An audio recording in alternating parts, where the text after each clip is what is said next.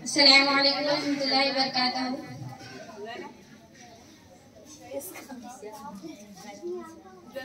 रेशम की तरह से होती है बेटियां, औरों का दर्द देख के रोती है बेटियां।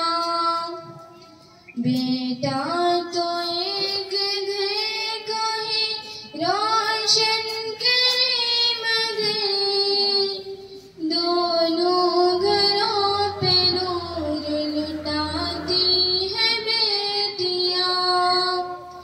दुनिया तो इनको बोझ समझती रही, मगर सबके गमों का बोझ लुटाती है बेटियां।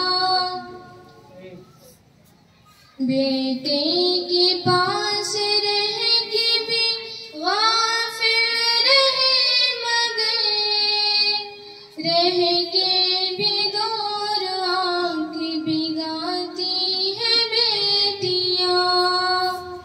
तो इल्म हुनर में हम भी तो बेटों से कम नहीं, एहसास हर घड़ी दिलाती है बेटियां।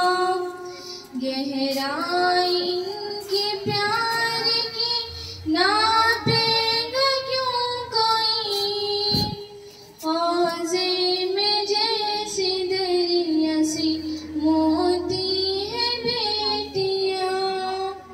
जो मर्द जुल्म करता है वो ये भी जान ले, इनके जन्म का दर्द भी सहती है बेटियां।